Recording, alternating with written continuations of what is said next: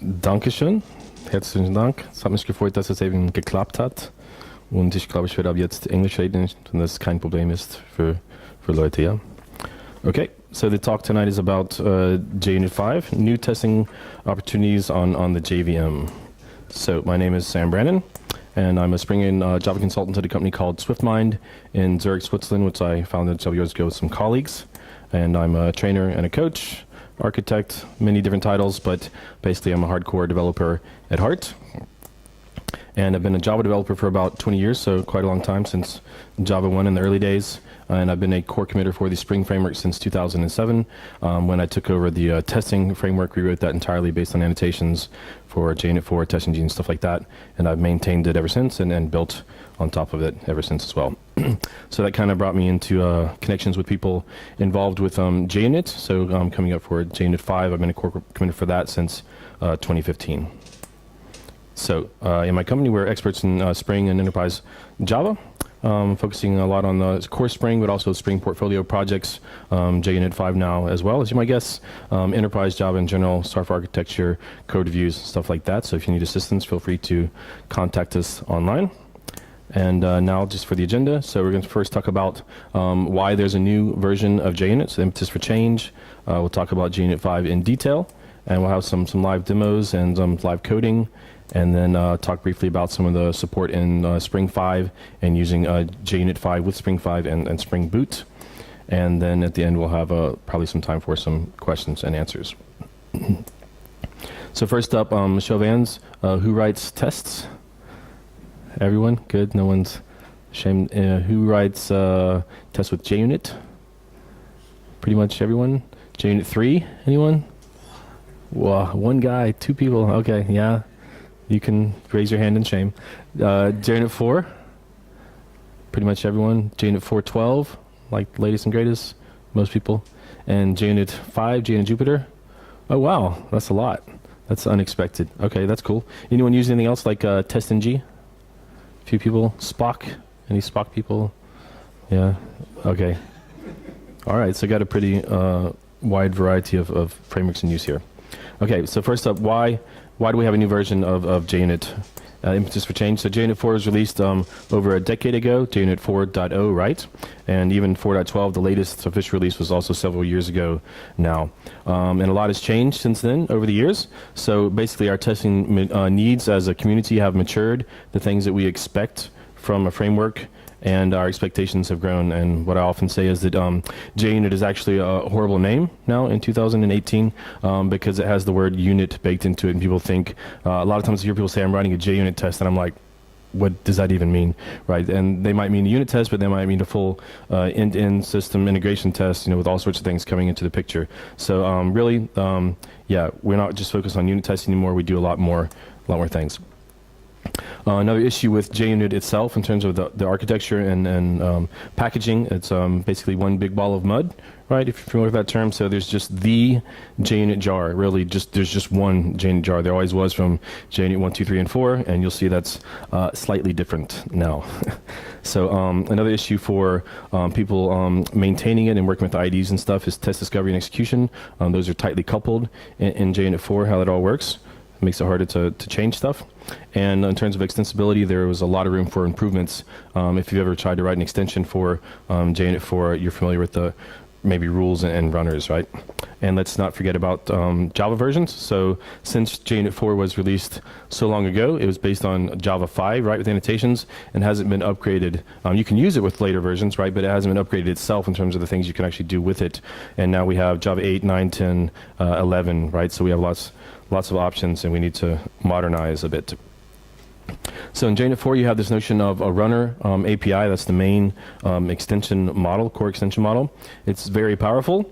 In fact, it can do anything, but you have to also do everything in order to get it to work. You can extend some stuff from JUnit, but you still have a lot of work to get it up and running. And another big challenge is you can't combine runners. You can't have two of them combined. So if you ever tried to use something like the parameterized runner from JUnit and the Spring runner from Spring at the same time, you know that's literally impossible because you can literally only have one. And this is a bit of a joke here. So JUnit 4 had rules, and as we know, rules are meant to be broken, and I think JUnit 4 rules were unfortunately always broken. C'est la vie. So JUnit 4.7, they had this runner concept, and then they thought, we need to have something lower level, something easier to use, so they came up with this rule idea, and they had method rules, and then they realized, well, that's not enough, so now we need to do some stuff at the class level, so we'll add class rules, but then, yeah, you can't really combine them. So they're really nice for simple use cases. You can, well, combine different rules from different projects at the same time, but you can't implement both of these interfaces at the same time. So you can't write your own extension that does both method level and class level callbacks. That's impossible. And there's also zero support for what I call instance level callbacks, where a framework would want to do something like dependency injection, like Spring, right? Or something with CDI or something like that.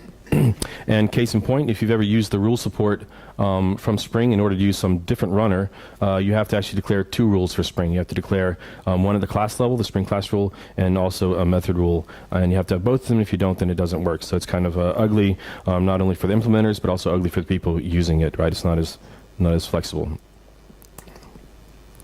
So as an answer, there was the JUnit Lambda crowdfunding campaign, Lambda based on the hype around Java 8, right? Main supporter there being Pivotal, the company behind Spring, initiated by some Germans you may know, Johannes Link and Mark Philipp. They were active in JUnit 4, and Mark Philipp is actually the team lead for JUnit 4 and JUnit 5 at the moment, known as the keeper of the green bar, because we're geeks.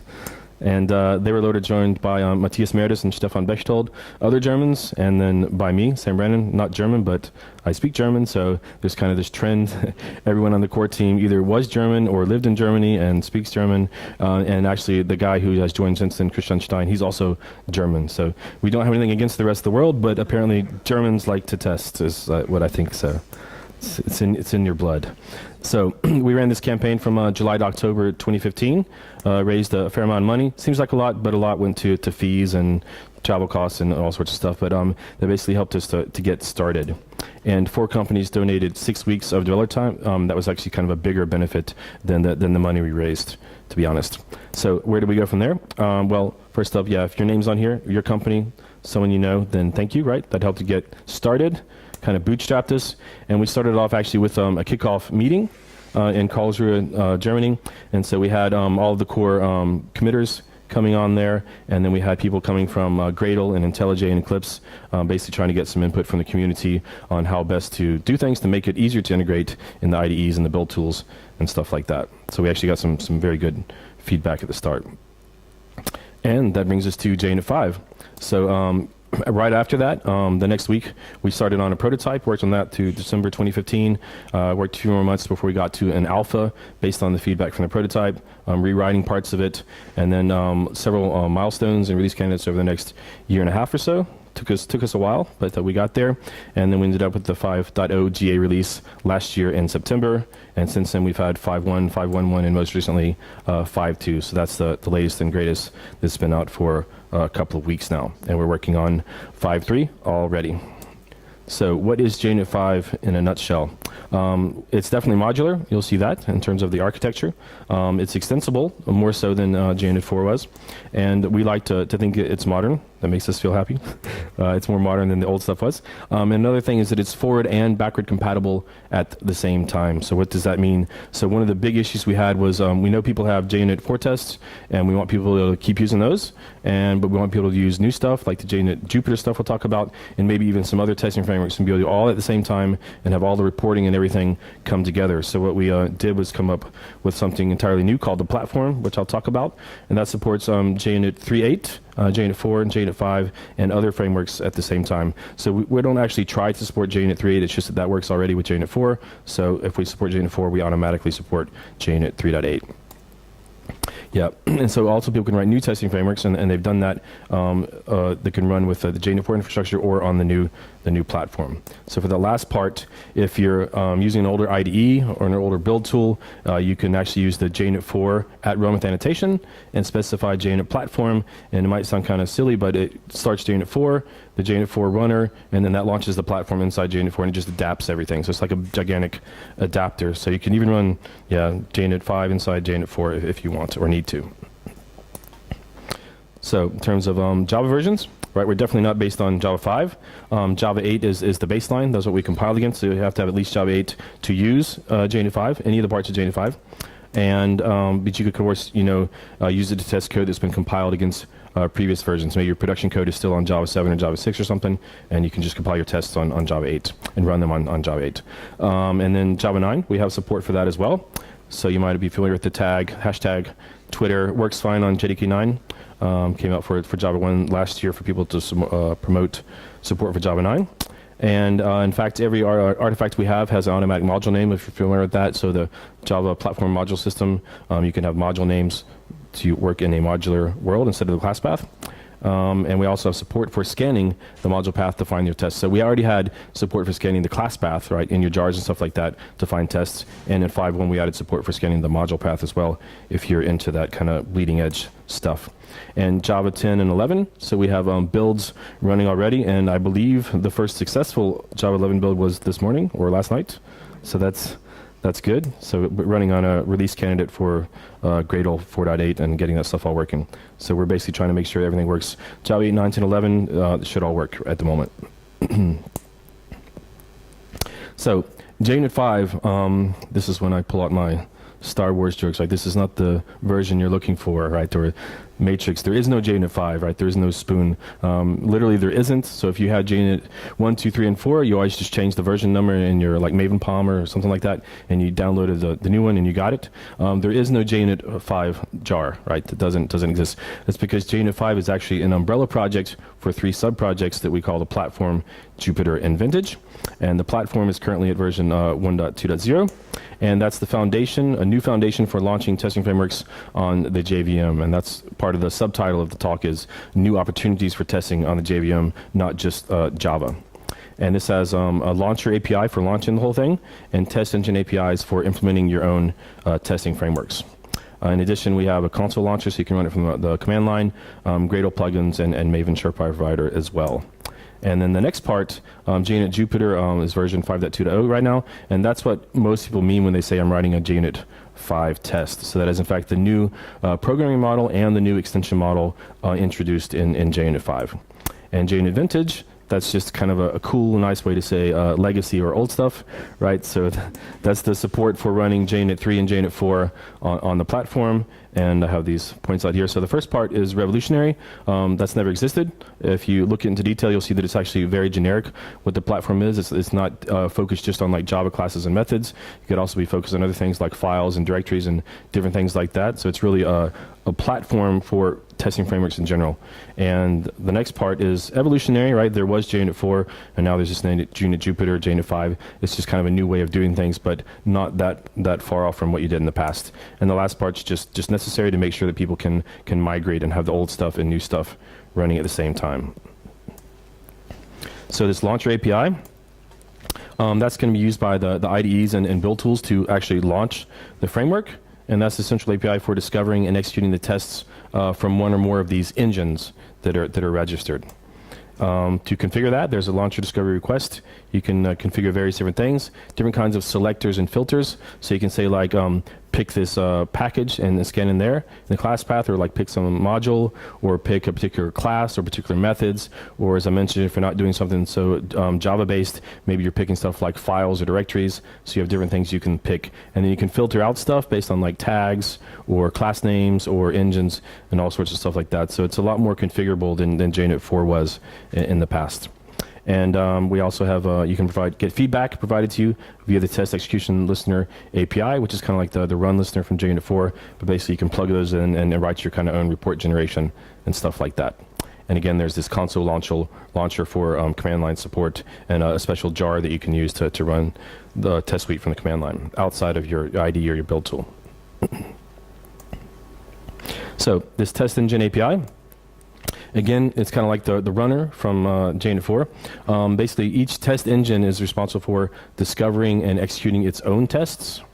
And that's for a particular programming model. So like the one for JUnit Jupyter only knows about its annotations and how it works, and it doesn't know anything about JUnit 4. And the other way around, the one for JUnit 4 doesn't know anything about JUnit 5. So that's how things can run at the same time. And these things can be registered automatically via the standard service loader mechanism in Java, if you're familiar with that. So as long as that crates information is there in the jar, and the jar is in the class path, then that testing framework is already picked up automatically by the JUnit platform. So for the new stuff, we have the Jupyter test engine. For the old stuff, we have the vintage test engine, and you can even implement your own if you want to. I think actually a lot of people will start doing that more than they would have done it in the past. And in fact, people have already done that. So if you check out this link, we have a third-party extensions page. It grows, every week people add new stuff. So there's a framework out there called Spexy that supports I guess it's Groovy, Scala, and Java. Spec is for Kotlin. You got Cucumber support, Jules. JQuick is another property-based framework out there from Johannes Link, who was one of the original committers for JUnit 5. So people are actually writing test engines, and the nice thing, now that we have this new platform, people write these new engines, and it just works basically in Gradle and Maven, and it should also just work in Eclipse and IntelliJ. So in the past, if you wanted to come up with your cool testing framework, it would have basically been impossible to convince IntelliJ to support your cool testing framework. Because of the platform, anyone in the world can benefit from that. At least that's the plan. So now we have a big, pretty picture with all sorts of colors, right? This is the big picture indeed. So at the bottom we have IDEs and build tools, and they communicate with the platform and not directly with these testing frameworks. And then on the other side, you have testing frameworks like the Vintage support or the Jupyter support, or maybe some third party, not from the JUnit team, like this Spexy thing. They communicate with the platform, and then people writing tests, they just know about their individual testing framework. And then it all comes together. If we look behind the scenes there, we'll see for JUnit, right, there's just the one JUnit jar, as there always was, so you keep writing your old tests like you used to. No changes there, that just works. And there's this JUnit Vintage engine that adapts here into the platform. And similarly for the new stuff, so if you're writing new tests for JUnit 5, JUnit Jupyter, you would just use the annotations from the Jupyter API artifact, and you'd make sure you have the engine in the class path that gets picked up, and then as soon as someone launches the platform, whether it's the IDE or one of these plugins or something for a build tool, then it's going to launch the whole platform. The platform is going to find the engine's going to find their tests, and it's all going to run and get reported together. So again, including something you might write on your own or a third party might write outside of the JUnit team. So modular, right? Slightly more than in the past. This was JUnit 4, and all this stuff is JUnit 5, so to speak. So coming to IDEs and build tools, IntelliJ was the first to support the platform, starting back in 2016. So all the latest versions of IntelliJ support the platform.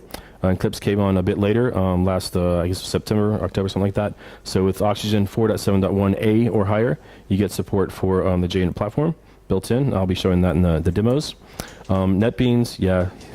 The emojis say a lot, but as far as I know, they are actually now just starting. I think they started like a week ago, or at least one person is just trying to get something going there for NetBeans. So if anyone use NetBeans?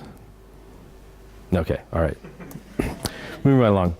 So Gradle, we had our own interim solution for the JUnit, from the JUnit team we implemented, and but that got basically taken over in Gradle 4.6. It's now supported in the official test task, Gradle task, and we actually just deleted, if you follow my tweets, we just deleted our own plugin from the master branch in the repository a few days ago. So that won't be released from us anymore. Now people use Gradle support for that. If you use Android, a nice developer out there has contributed something that allows you to build your Android projects and run it with JUnit 5 as well. So for Maven, we also started off with an interim solution that people have been using. So it's a provider for Surefire plugin, and the Maven team is currently taking that over. So one of my colleagues on the team is actually now an official committer for Maven since like 2 weeks, and he's helping that process go as well. So hopefully that will be built and baked into Maven in the next couple of months. It means that things are getting nicer and nicer every day. And surprisingly, somebody for the Ant team beat the Maven team in supporting the JUnit platform. So I was shocked by that, but yeah, there's a JUnit launch out there, and it came out before Maven support. So yeah, if you want to see examples for that, we have some examples in the user guide. We have some example projects you can check out as well. But of course, for JUnit Launcher, they have their own examples in their documentation, and the official Gradle support in 4.6 and higher, they have their own official documentation as well. So what is JUnit Jupyter? What is Jupyter? It's not a trick question. Jupyter is which planet? fifth planet. So yes, 5, number 5, right? Yeah, so why didn't we pick 5? Because it would be really silly if we called it JUnit 5 and then we released the version 6, which we actually think we'll do. So we decided to go away from a number, and Jupiter is the 5th planet from the sun. So that's why we went with that. And it starts with JU, so it's kind of cool to say JUnit, Jupiter, if you like. So let's start with the extension model, what that kind of looks like. Basically, there's an extension API. It's an interface. It's just a marker interface so that we can have them all registered together.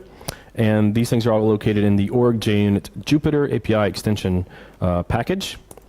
And you can implement as many as you like. So remember I mentioned the rules. You couldn't do a class rule and a method rule at the same time. But with JUnit Jupiter, you can implement as many as you like, and it just works out of the box. So instead of run with, right, for a runner, JUnit 4, we say extend with for an extension. And you can use that to register one or more, right? So you can have multiple at the same time, which is also nice. No conflicts there like with the runners.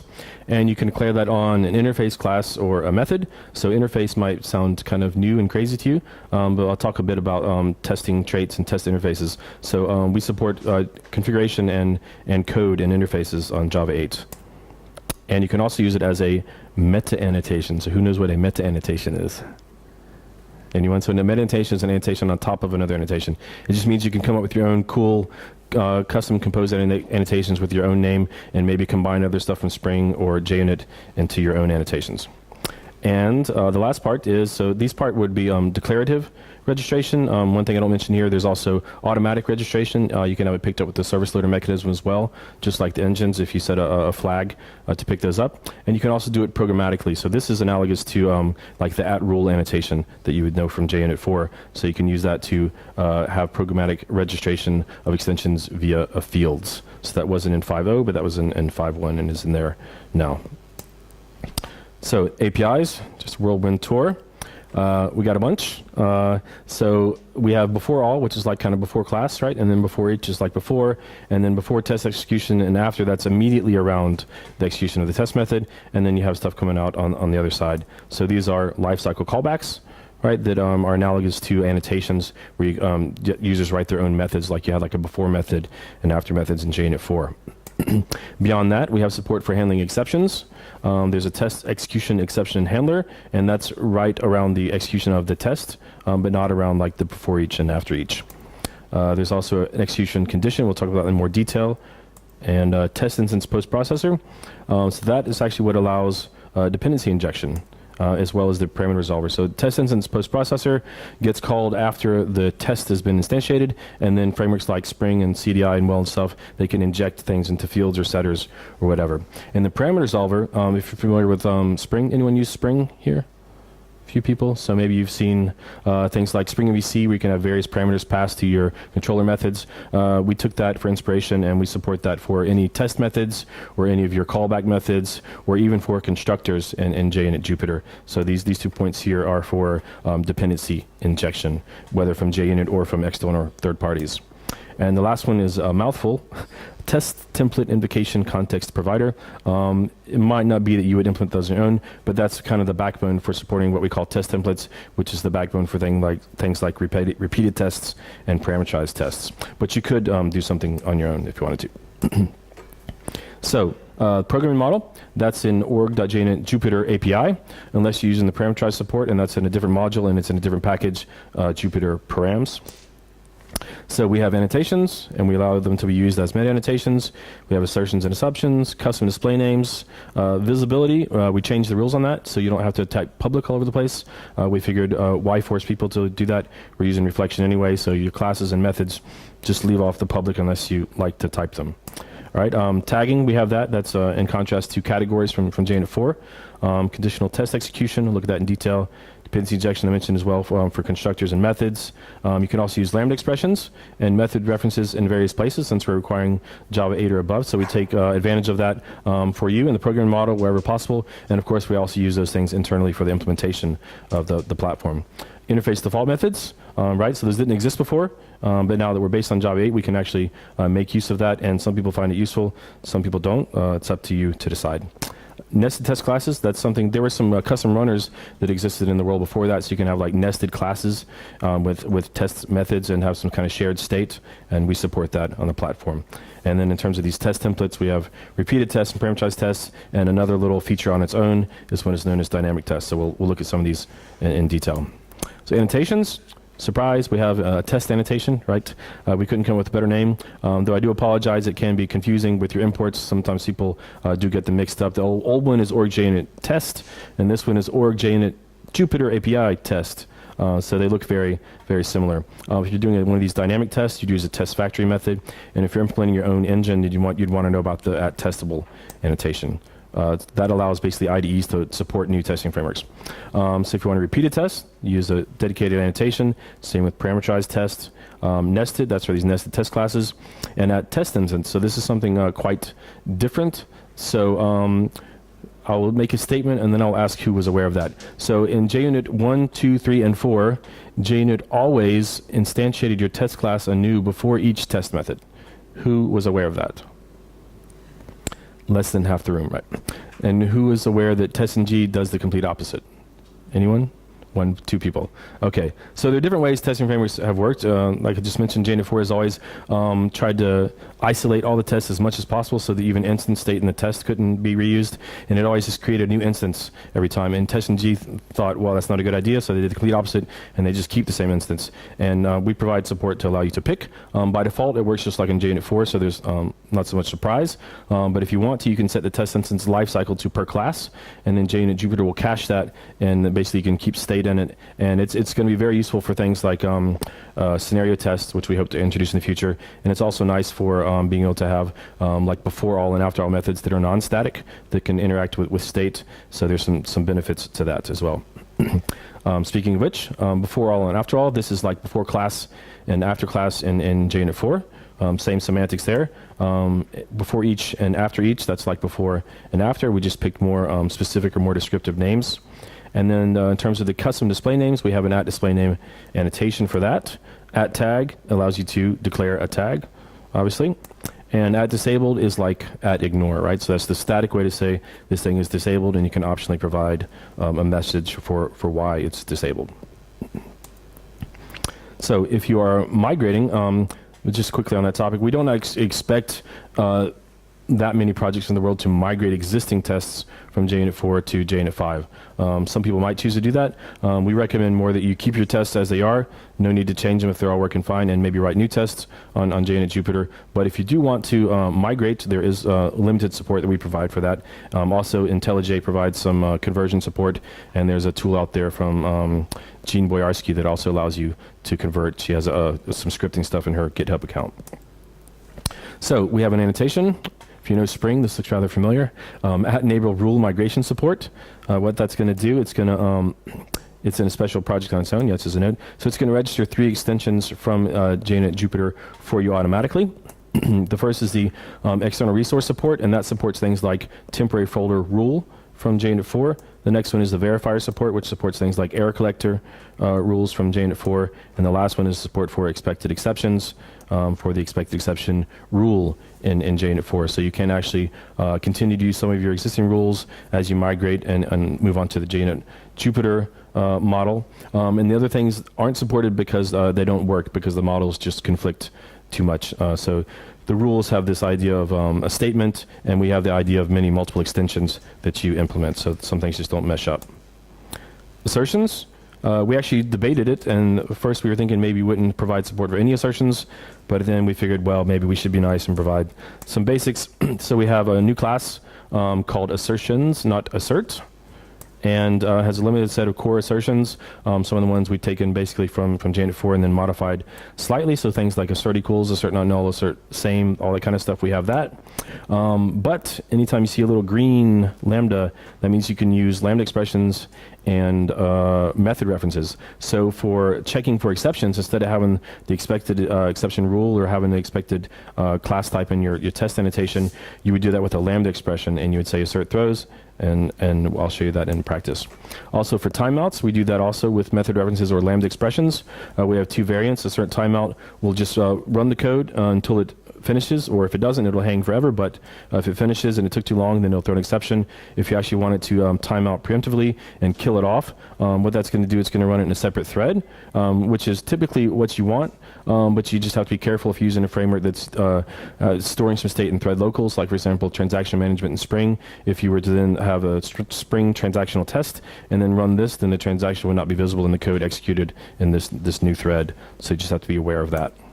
Assert all, it's one of those things that was like pretty easy to implement for us, but it seems to be really beneficial to a lot of people.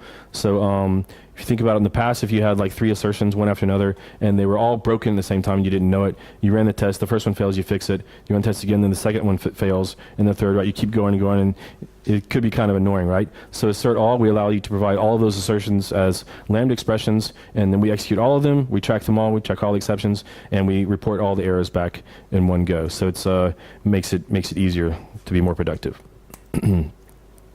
Another thing, we allow you to have a lazy evaluation of messages, failure messages. So if your tests are all passing and you have some strings that are built up, the string concatenation, maybe looking stuff up in the file system database to better explain the error, why would you want to have your tests waste time on that if they didn't fail? Right, so what you can do is have things provided as a supplier of string with a Lambda expression, and then the stuff only gets evaluated performing the string concatenation, stuff like that, if necessary. And this is a bit of a gotcha. The message is now the last parameter, including the message supplier. So now it's expected, actual, and then the message, and not the message first. And that's because the message is optional, right? So optional parameters, according to good API design, should come last. And if you don't like what we have, that's fine. You won't hurt our feelings. Please use something else. Assert J, Hamcrest, Truth, whatever. And to be honest, in our own test suite, we use the Assert J for many things because it's better and more powerful, and we're not going to spend 4 years trying to compete with some existing assertion libraries. That's the short answer to that. Okay, assumptions. So that was already in JUnit 4, and we just have our new assumptions class instead of an assume class. Limited set, again, even less than what was in JUnit 4, just some basics. And these are used for aborting tests mid-flight. So the test has already started, the test method is already executing, and you can make some kind of assumption, like I assume true, that this is true, and if it is, then continue. If it's not, then the test will abort. So it throws a special kind of exception, which kills the code right there, but then the test is reported as skipped instead of failed, right? So that's an option. And if you wanted to actually keep or avoid having the test executed at all, you wouldn't do an assumption. You would implement your own execution condition or use one of the ones out of the box, and that'll make more sense in a few minutes. So we have things like assume true and assume false. Those can take booleans or boolean suppliers, and strings or string suppliers for the failure messages. And then we have something that's like a glorified if. You can say, assuming that this assumption that I already have, maybe I'm reusing in various places, assuming that this is true, then execute this block of code as a Lambda expression, and otherwise carry on to the next step. So now we'll go for some live coding from JUnit 4 to JUnit Jupyter.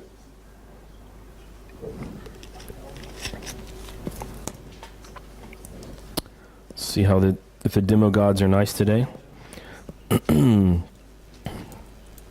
So we have everyone's favorite demo. We have a calculator that knows how to add, right? So a plus b, a minus b, nothing really special, but this one could have an error, right? Division by 0, and this one could take a long time, potentially, or longer than you want. And what did I just do? Yes. Something more like that. Okay, so that's the thing we want to test. And we have a test for it. And let's look at our test. We're starting with the JUnit 4 calculator tests. That looks like this. This is our subject under test. We're creating a new one. We're using rules because we're using JUnit 4. So we have this expected exception rule and a timeout rule. So if something takes longer than 1,000 milliseconds, so longer than we want it to fail. And here, expecting no exceptions by default. Then some simple stuff here. Assert equals, right? A message if it fails, adding, subtracting, multiplying, dividing, but then also checking corner cases, right? What if we try to divide by 0? Then we would expect an arithmetic exception to be thrown and the message to be division by 0. And we try it out, right? So that should pass because it does throw the exception. And here, this one should not fail if it doesn't take too long.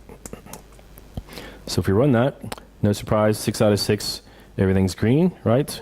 If we were to have, gotten rid of the expected exception stuff like that and rerun, then that one would fail, right? Because it would throw the exception. right? So there it is. And the other one, this one would fail if it took longer. So on my machine, typically Fibonacci 42 takes longer. It did. So it took longer, right? And it says that it timed out after 1,000 milliseconds. So let's undo all that stuff. Make sure it's passing again because we're going to copy and paste it. All right, that's what we had. And we'd like to go from there to Junit Jupyter. Oops. Well, that's not what I want to call it. Let's call it something better.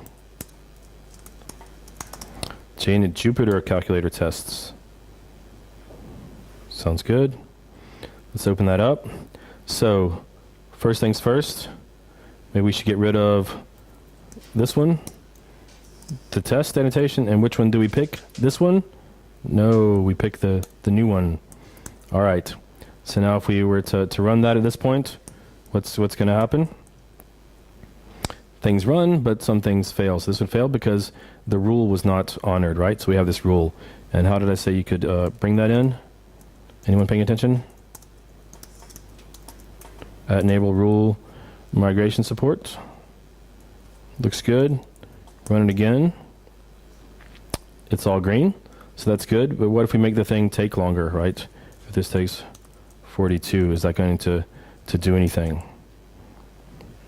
Nope, it's just going to take a while. So it didn't fail. That means the timeout rule isn't supported. That's what I meant. Not all types of rules are supported. So this one we can, go ahead and just get rid of that one. And what about this expected exception rule? How can we get rid of that? All right, so if we don't want to do it that way anymore, then we should have something not working. All right, that's just down here. And this is what we're expecting. This is the type. This is the thing we want to test. Let's come on that for a second. So how do we test something like that? Anyone paying attention? Assert throws. So you can say assert throws, the type, and then the thing you want to execute is that bit of code there. So you can just make that a lambda expression like that. And there we have it. So we're expecting the execution of this lambda expression here to throw that exception. And if we run that one by itself, that should pass. That's green. And what about that error message? If you want the error message, you can just assign it to a local variable. The exception that was thrown, we catch it and store it for you. And then you can say, your friend, our great friend, we expect, expected would be this string, yes? That, and the actual is exception get message, right? So now we're saying the type and checking the exception message. You can check out the cause or anything else you want to as well. So that should work fine, right? That's working well. And what about the timeout? We actually expected this to fail if it took too long. So how do we do that one? Assert timeout. Right, we could pick the basic one. Duration of something like milliseconds, 1,000. That's what we had before. And the executable is this one here. Right, that's what we want to check. So if we run it like this, what's going to happen? Right, it's going to run it until it finishes. And how long does it take? Well, 1.3 seconds. But it says that it timed out after 1,000 milliseconds by 372. So it took the whole time, but it didn't kill it off early. And how do we kill it off early? Preemptively, that's right. So now it should take exactly, just over 1,000 seconds. And it did, took 1.016, so an additional 16 milliseconds, but basically execution timed out after 1,000 milliseconds. So that's how you do timeouts and exception testing in Junit Jupyter with lambda expressions. Now what else? Anything else left up here? Anything else from JUnit? Any older stuff? You don't see anything? Yes. Assert equals, right. So what's the easiest way to do that? Fake up my ID, import everything. Everything compiles except for this one line. Why is that? Right. And how do we move it? So again, IntelliJ and this other tool I mentioned, they can do these conversions for you for the assertions and stuff like that. So now everything compiles. Everything should still run. Right. Everything's green. And we should have no longer imports from org.junit. Right, so that's all gone. And the part I was saying here, if this happened to take a long time to build up, this one doesn't, but let's make it a string concatenation for no apparent reason.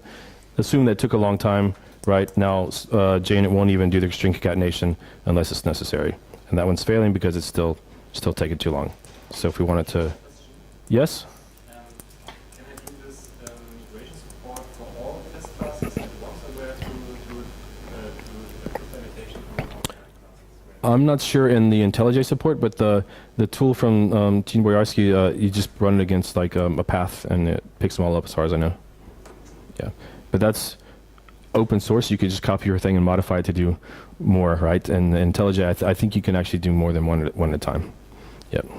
Okay, so I think we're good for the basics. Oh, what else did I mention about visibility? Anyone paying attention to that? Public, everything's public. Why is everything public? If we like to type less, we can delete all the public declarations. Everything still compiles, and we can run it with no problem at all. So still 6 of 6. Everything just works. Okay. Can you remove the migration annotation now? Yes, thank you very much. Why not? Clean it up even less. We don't need that. There you go. Thanks. Yep. Yep. So we just have some assertions and the test annotation, and that's about it for the basics. Okay. So we move right along. Tagging. So you just declare tag on a test interface class or method with a name. So tags are names, they're strings. For example, here we have tag fast. And we're saying this is my fast test, so it's tagged with fast and a test. Just as a note, if you don't tell the platform to filter tags, then all tags just get ignored. That's normally what you want. Run all the tests normally, unless you say you run only the fast tests, then you say include the fast tag, and then only the fast tagged things get executed, or you could exclude the things that are tagged with fast. Custom tags. So you can declare the tag as a meta annotation. Here we have our own custom annotation at interface fast. It's annotated with at tag fast. And then to reuse that in our code, we can just say at fast, right? So that's nicer, and then you avoid the issue with having some typos for the name of that thing, right? Don't repeat yourself. And if you find yourself doing that all the time, you can even have composed tags. So you can declare at tag as a meta annotation with other annotations from Junit or even from Spring or any other frameworks that support meta annotation lookups. So that should work fine. Here we have at tag fast and at test, and we're saying it's a fast test. And then we can just write fast test. So you might find that useful for things like integration test or transactional tests with Spring or other stuff like that. So you can really kind of reduce some boilerplate code there.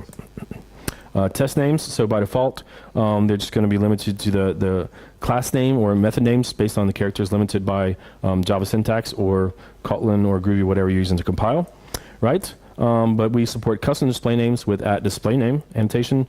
You can do that at the class level or the method level, and these things can contain spaces, special characters, and everyone's favorite emoji. So no, that was not a goal. People laugh, right? Our goal was to support spaces and special characters, right? So you can have sentences and stuff like that. And with the emoji, I was just sitting there one day, and I was like, emoji is a character, right? So yes, it works. It does indeed work. Dependency injection. Again, this is or a place where the extension model meets the programming model. So basically, you can have a parameter resolver coming from the framework itself, or you can implement your own, and that's going to resolve parameters for the test and lifecycle methods like at before each and at after each, but also for constructors, which is cool. So you can actually have private, final, immutable test instance fields if you so desire to do something like that. And several Spring developers find that pretty cool. And yep, you can register multiple simultaneously, multiple competing resolvers, but only one can support a particular parameter, right? Only one wins. Use cases, injecting something like the server URL or a data source, or maybe something like a Spring application context or something from Spring Bean or something from CDI and Weld and stuff like that. Test info. So if you might know the test name rule from JUnit 4, right? Perhaps. So we have test info, and that can be injected into your constructor, test methods, before each methods, etc. And once you do that, you get access to the display name, the tags, the class, and the method if you need to do something programmatically, generically for all of your test methods, stuff like that.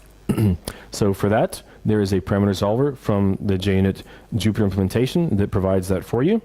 and that's another case where we eat our own dog food. So the reason I point that out is that one of our key goals was anytime we introduce a new feature, we want other people to be able to do the same feature or something similar. So we didn't just hard code something in and say we support test info and that's it, and it's only going to be injected. We said we support injection of anything. We use the same mechanism to perform the injection ourselves, and you can use it as well, and Spring uses it, and Mockito uses it. So basically we want to open up and make JUnit more flexible. So see also, for repeated tests, you can get access to the repetition info for the currently executing repetition. Test Reporter allows you to provide additional information to the report from programmatically within an individual test method. And the Mockito extension from the Mockito team, they took over what we wrote as a prototype and released it like a month ago or so. And the Spring extension also exists as well. And those support injection of beans, for example. So this at disabled thing might sound very simple on the surface, but it's actually quite significant.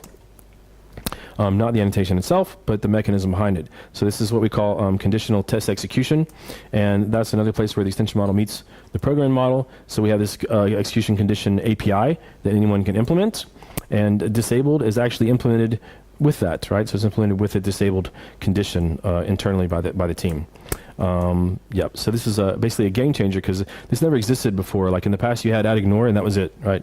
Some people came up with some hacks where they had some like before class methods or something like that, and they would like throw in an assumption failed, assumption violation, exception, something like that, and it was similar but not quite the same. But with the disabled condition, it's first class support that anyone can implement. And the worst one I've heard of before was like, yeah, if it's a Friday afternoon, then don't run the test because it usually fails, and I want my boss to let me go home. Yeah, so don't do that. That's not a good idea, or the Volkswagen testing type strategy. Yes, you can also deactivate these things via the launcher. So sometimes you might think, yeah, these things are disabled. They've been disabled for a while. Why is that? Maybe they pass now, and you can basically just turn off the checks or the activation of the conditions via a system property or in the JUnit platform properties file. And that's called, will look something like this: JUnit conditions deactivate equals and then a pattern. So you could say deactivate all of the JUnit conditions or the Spring conditions or some other conditions from other frameworks, and you can turn them off and see if they're still failing, for example. So we have some built-in conditions, not in the original release 5.0, but more recently. So we have disabled, that's been there.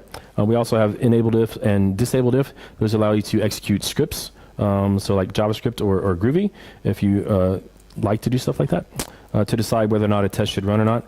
And then we have some other more specialized ones. So enabled on JRE, so for the current version of the JRE, like Java 8, Java 9, Java 10, you can say only run this on Java 10 or don't run on Java 10 because it doesn't work there yet, or something like that.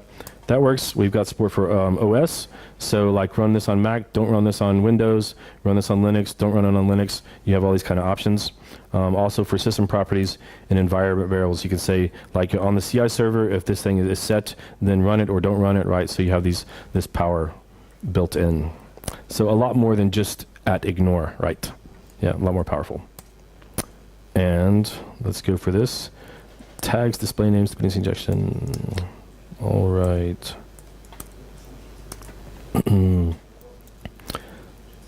Because I love long class names.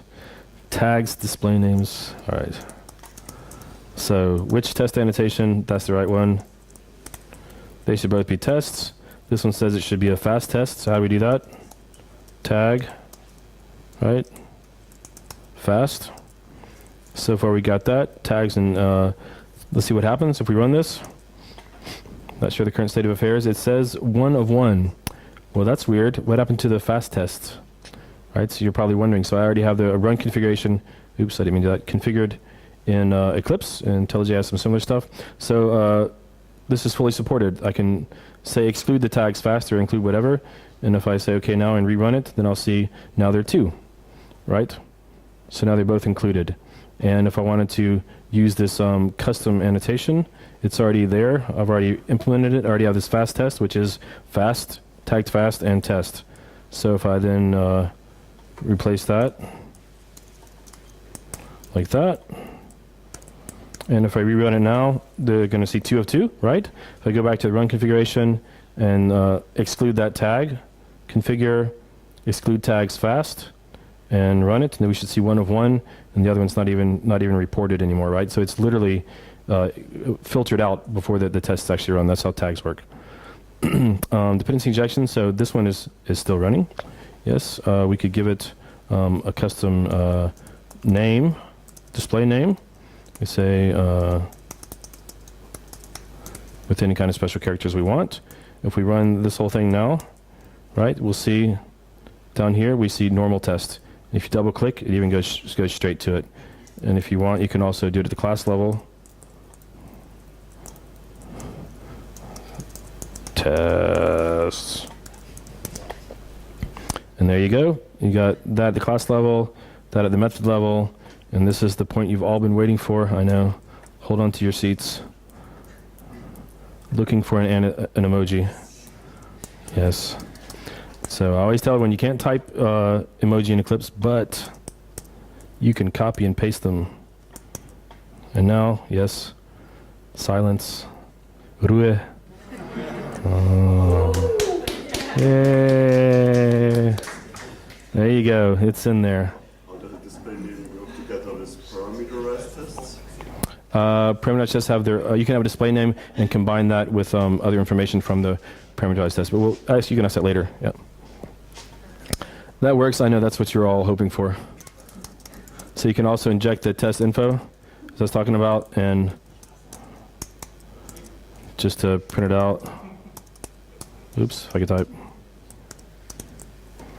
Print that out, and we see, yeah, you could get access to stuff like the display name, the tags. It didn't have any, but if it had them, they would be there.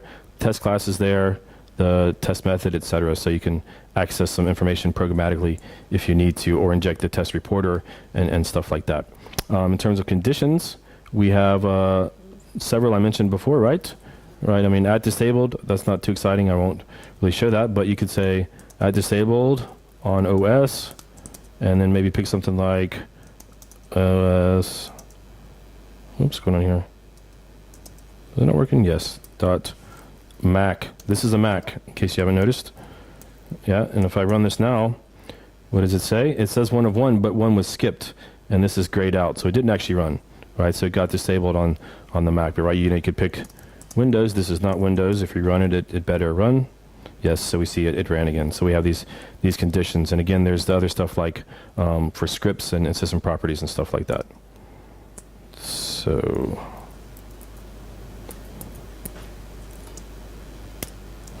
all right. So testing traits. Other languages have this notion of traits. In Java 8, we have support for interface default methods, right? So you can actually put a lot of stuff in those, and we support that. Interface default methods, we look up stuff on them as well, and that enables the concept of a test interface or a testing trait, if you prefer that term. So you basically have multiple inheritance in your tests coming from various interfaces that you implement. So you can have stuff like before all and after all declared in there. There can be static methods, or they don't have to be. If you use, as I mentioned before, add test instance lifecycle per class, then they can be default methods instead of static methods. Before each and after each can be default methods. Test, repeated test, parameters test, test factory, they can all be default methods if you want to have those there. Things like tags can also be declared. Extend with, so you can also register extensions via the interfaces and stuff like that. So we have a couple examples we can check out in a minute. Namely the string tests. Yeah. All right. So we have this. Oops. String tests. So look at this class. Do you see any test annotations? No. But if we run it, proceed. That's fine. We have some tests. Where did they come from?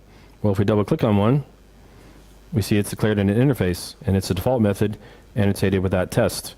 And this is defining some abstract methods that have to be implemented and extending some other testable things. So it's got to create a value and create a not equal value. And if we look at the actual test, there's also the comparable contract at the same time, so that's in a smaller value. So basically we're getting these testing traits, these three coming in together in this one test class and just overriding some required abstract methods. And then we're getting these features pulled in kind of like multiple inheritance. So some people think it's cool, some people don't. I'll leave it up to you to decide. and nested test classes. So again, this allows you to have logical hierarchical groupings of your test classes with shared initialization and state from outer instances, actually, not classes. You declare an at-nested annotation on a non-static nested class, what's also known as an inner class, right? You might know it as that. And you can even combine these nested test classes with test interfaces if you want. You can use display names, and a lot of people like to, they like kind of like the BDD style. They like to have the nesting and the display names so they can have like their use cases built up. When this, given this, then keep on going like that. So we have a nice testing a stack example in the user guide, which we'll take a look at. Testing a stack demo.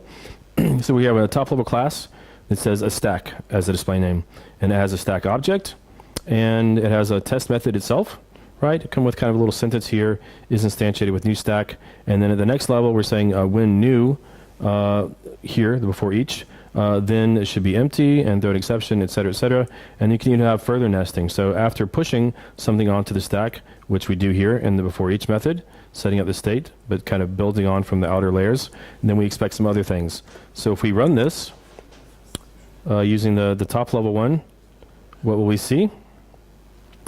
We'll see something like this, expand all. So there you go, like that. So we see each of the layers, right? And we have these custom names. So it's kind of the BDD style, and we see that it's all nested, and they all get executed together and displayed nicely in the IDE. So maybe not so nicely in reporting formats such as XML, stuff like that, but both IntelliJ and Eclipse display this stuff nicely. And the console launcher, we have a tree formatting output that also displays the tree nicely. Test templates.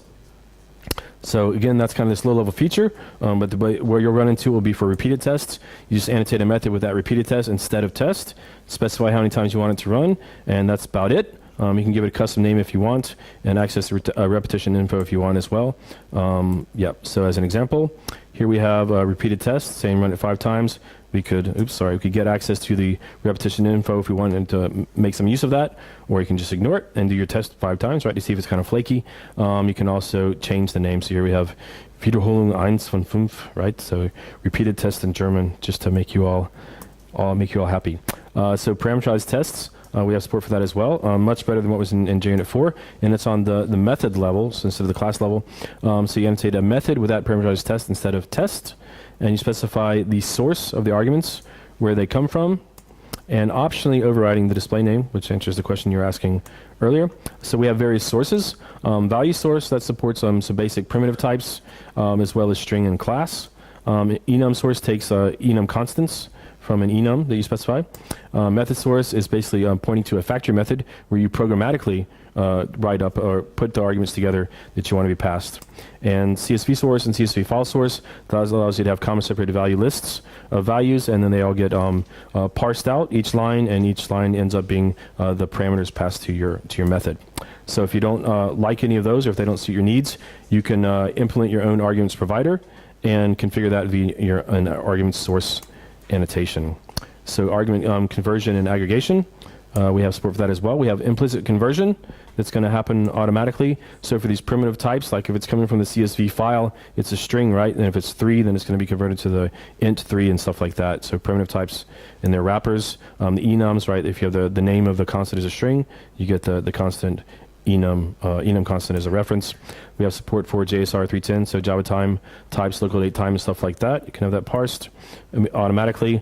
There's also explicit conversion if you need to, so you can write your own argument converter if you know how to convert it better, and just register that with that convert with on an individual argument to a method, to a parameterized test method. And you can also change the pattern for the support for the JSR 310 if you need to do that. And more recently, we added in support for argument aggregation.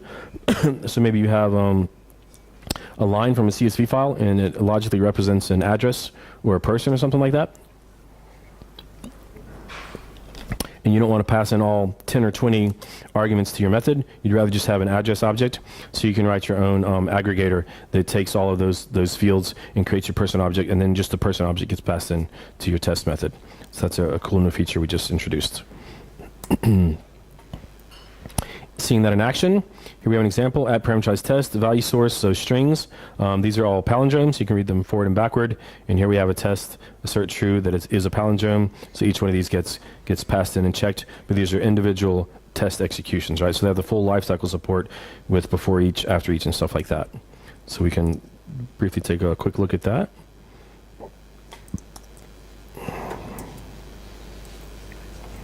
So I'm not going to implement them. I'm going to show you the already working versions.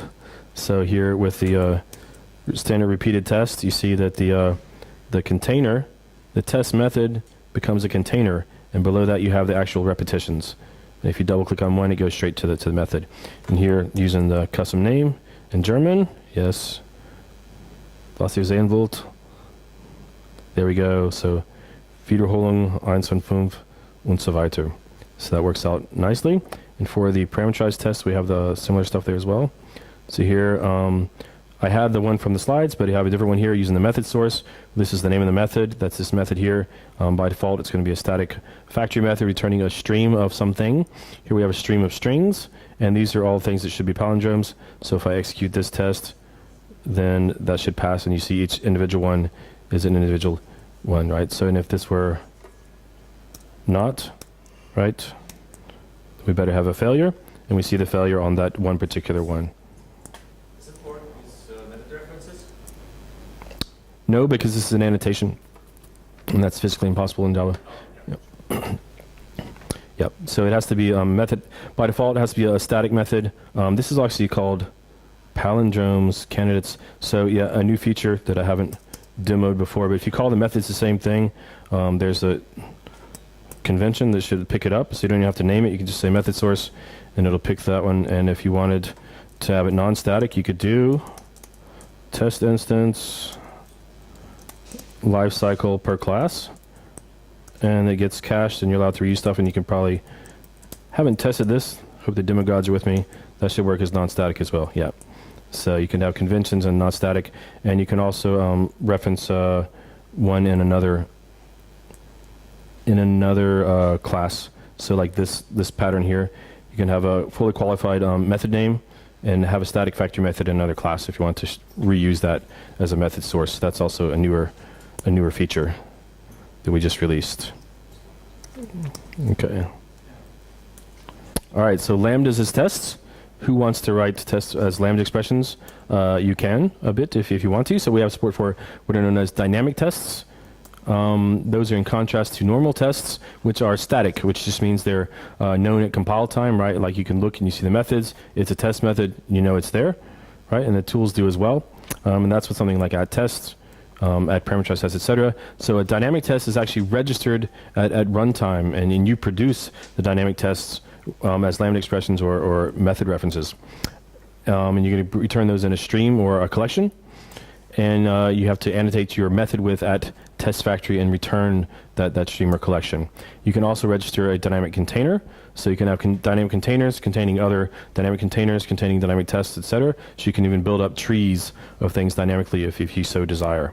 And this is somewhat analogous to parameterized tests, except that it's just more dynamic, right? But one of the downsides of this is that you don't get the full lifecycle support. So the before each and after each methods are not executed for the individual lambda expressions, but they are executed for the test factory method. So you can do some very powerful stuff all dynamically, but it's not quite the same as a normal test. Just keep that in mind. So in action, we could do something like this, returning a stream of dynamic tests, annotate with that test factory, in stream iterating starting with 0, n plus 2. So we're taking even integers, taking the first 10, mapping each one onto a dynamic test. So dynamic test is a static factory method in the dynamic test class, and you're giving it a name first. So we're saying test 0, 1, 2, 3, and this is our actual test, right? This is the implementation. And that could be a method reference to something else, or you could have a bigger block there if you have more code to execute. But again, you can do this, and you can even have dynamic containers with tests, etc., etc. So we should have a quick demo of that as well. Do we have one here? Yes. So, well, let's ignore these two for now. Here we have basically one we just saw. First 10 even integers. If we were to execute that, then we see dynamic test. The container is the test factory, and the executions are the dynamic tests. So these get registered. These are the names we built up dynamically, and the code that actually executed is this part here, right? This is assert true. They should all be even integers.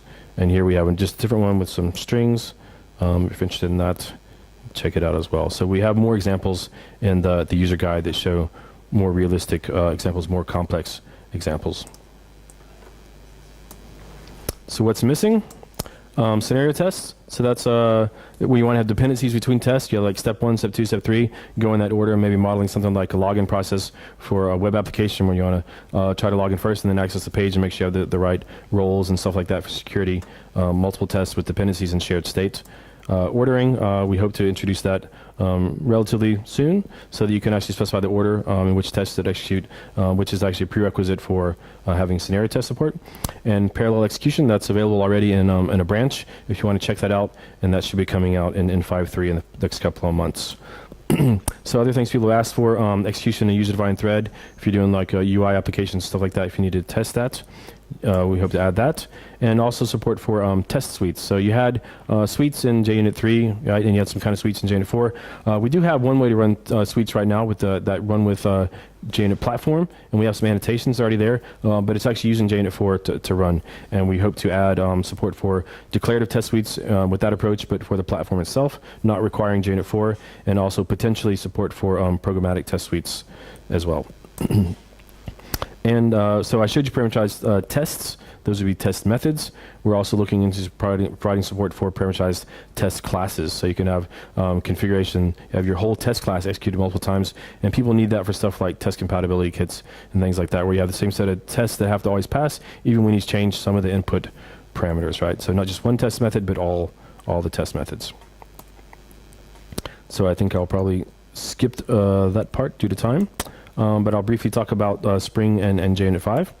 So we have Spring support for JUnit Jupyter, fully integrated since Spring Framework 5.0. And it provides support for all of the core integration testing support that you would already know from Spring. But it provides some additional stuff that wasn't possible with TestNG and JUnit 4. So we have support for constructed method injection using things from Spring, like add autowired, add qualifier, and add value. You can use that. And we also support for conditional test execution via spell expression. So I mentioned that there's this @enabled if, disabled if annotation from JUnit Jupyter that uses scripts like JavaScript and Groovy. And if you're in the Spring world, you can do something similar. The annotations are the same names, but they take spell expressions. So the Spring expression language, and you can interact with beans in your application context if you need to do that. We also have some simplified configuration annotations, which we'll show. Just a note, there are some people who haven't migrated to Spring Framework 5 yet, but would like to use JUnit Jupyter, JUnit 5 with Spring 4.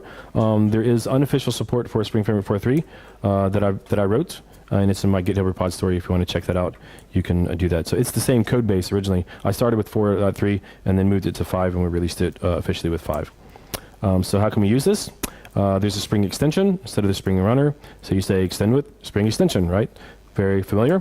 But there's some simplification. So we have Spring JUnit config, if you like to type less, and I do.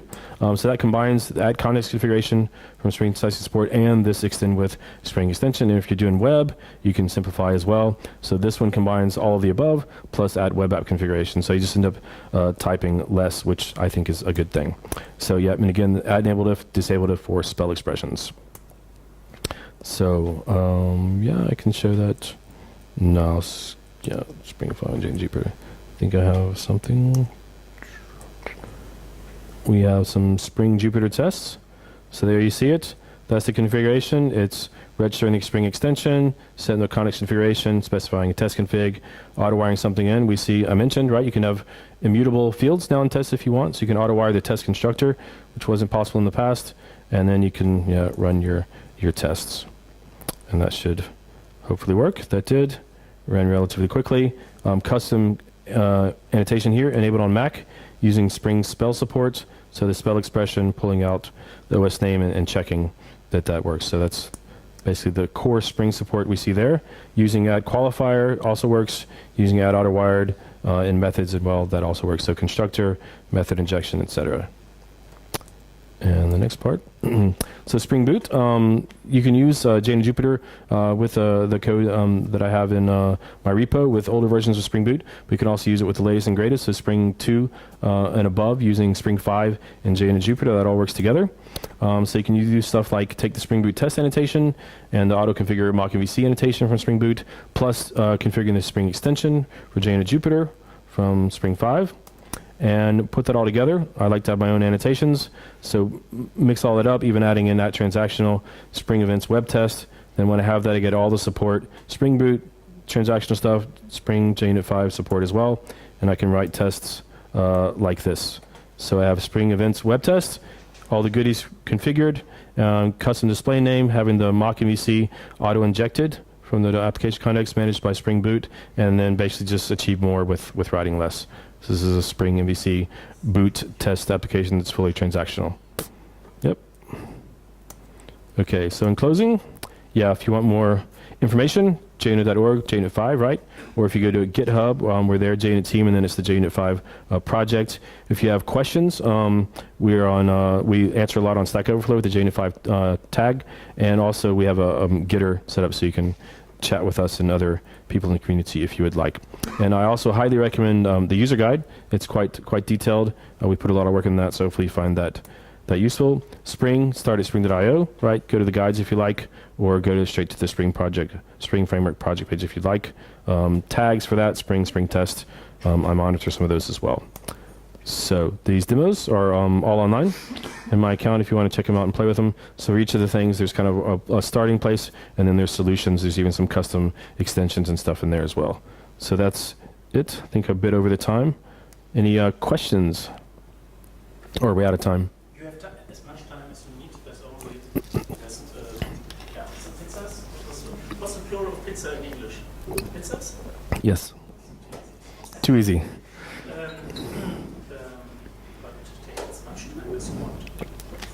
I mean, I can demo more stuff or answer questions. It's about the same to me.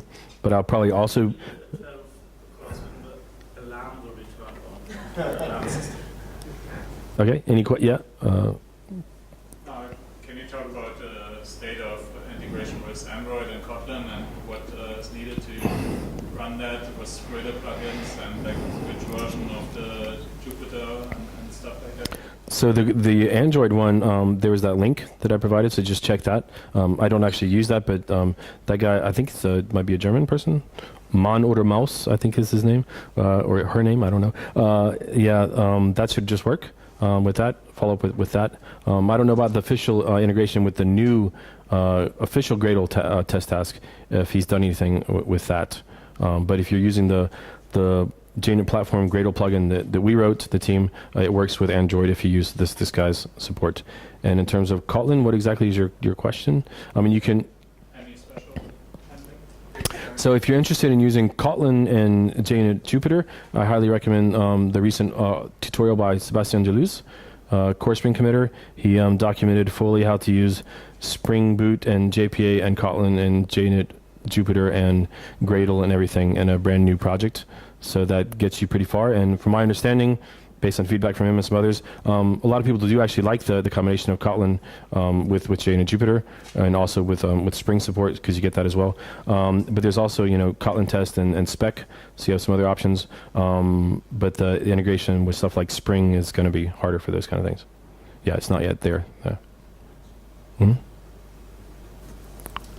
There are before all and after all only work for class, right? It's at the container level, right? So we think about it slightly differently, but at the class level, yeah. Mm-hmm. And if you want to go higher level, like before all tests and after all tests. Yeah, so there's that's one idea to support suites. People who ask for something like before suite and after suite.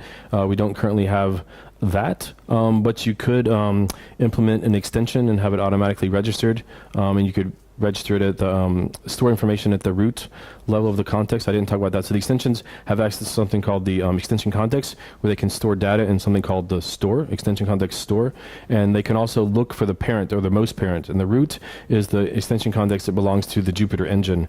So one way to do stuff is to store information in there, and then have your extension always look it up and find the stuff in there. So you can technically do something before, and if you store something in there that implements our closable resource API, it's like closable, but a different API, it will automatically be invoked when the Jupyter engine stops running.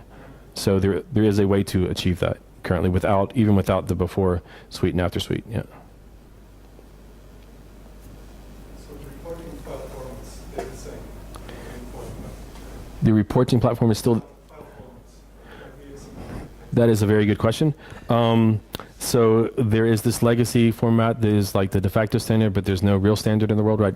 But basically, it's the one that like somebody wrote for Ant like a decade ago or so, right? So we generate that with our own console launcher and with our own Gradle plugin that we had. And of course, the Maven Surefire is still generating that, and Gradle is also still generating that. So that's kind of the status quo. But it's actually quite unfortunate because there's a lot more information that we have now in terms of like nested and custom display names and stuff, and that does not get included in this old format. So we are not exactly actively working, but we've begun a little bit, and we're discussing how to move forward. We want to introduce a new format for the entire world. Yeah, for this, and collaborate with other teams out there, other open source projects. So with JUnit, we actually spun off 2 other projects with JUnit Jupyter. So we have our own 3 projects, and we spun off 2. One of them is called the Open Test Alliance, the OTA for J, and we have the custom exceptions in there, and we also want to have this common exceptions in there, and we want to have common reporting format and stuff defined there as well for the world, so not belonging to the JUnit team. And we did another one called API Guardian, but that's a smaller detail. But yeah, so the goal is to move to that. Yeah.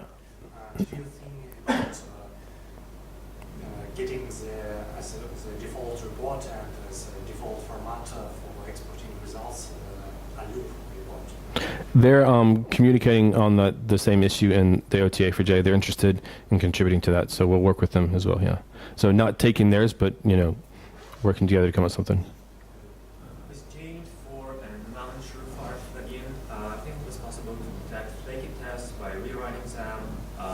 Was some special support in Maven Surefire plugin. Later, I think Jenkins did support for it as well. So, are there any efforts in JUnit to support flaky test detection? Not that I'm aware of, not from us, but maybe from someone else. Yeah. Yeah. Anything else? I think I have a project with JUnit 4 and Docker Compose class rules. Do you see Which any? one? Say test containers. I was going to say, test containers might be a key word. I don't know. You're the test container guy, right? Yes, that's what I Do thought. you think it's easy to migrate this with migration support? Ask him, right? I can tell you. First of all, don't use rules or frameworks. Just do static log and run your container. That's it. You need a single DOM container for your test. That's what we recommend. But also, I'm actually having here the Unit 5 support in my branch, and I wanted to discuss with Sam how we can integrate test containers with Unit 5 so that you get first pass support. If you want, just come after the talk, and I'll show you. Any other questions? Yes. The disabled and the other tags annotations, is that implemented based on custom tags, or is that like different? So there are no, everything is a custom tag, not tags, everything is a custom annotation. So conditions and tags are completely separate, right? So tags get filtered out by the platform. The platform has support for tags, and any testing framework written on the platform can hook into this support. And the Jupyter engine ties into it for the @tag annotation, and the adapter we wrote for the vintage stuff supports the category support from JUnit 4 based on the same overarching notion of tags at the platform level. They get filtered out and not even executed, right? And then the conditions, those things are already registered as what they're called test descriptors. It's kind of low level, but they're there as something that could be executed. But before they get executed, the Jupyter invokes all of the conditions for that. And if one of them says it's disabled, then it doesn't get executed. So then it gets skipped. It shows up as skipped. Yep. And the other one is technically aborted. So I know my IDE said it was skipped. I think they don't, maybe they don't differentiate, but there's actually different exceptions. So what do the assertions throw? They throw, am I in the JUnit 4 thing? Where was I? Huh? What? This would have been easier if I had clicked somewhere else. So assertion failed error. There's these various things. There's this from the Open Test for J. That's what I was talking about, the Open Test Alliance. So we have test aborted and test skipped exceptions. So they're different. Yeah. So when you aborted is when like the assumption fails, and skipped would be like when a condition is not enabled, something like that. And the execution condition, will that show it to me? No. Execution. Where do I have it? That looks better, yes. Yeah, so this thing returns enabled or disabled. Those are the options that it can return. So enabled, true or false. And those things they all get evaluated. If any of them says disabled, then the thing gets skipped. Yeah. And the OS support that you use in the conditions, is that from the framework or from the... That's from me. I wrote that. Yeah, that's from the framework. So enabled on OS.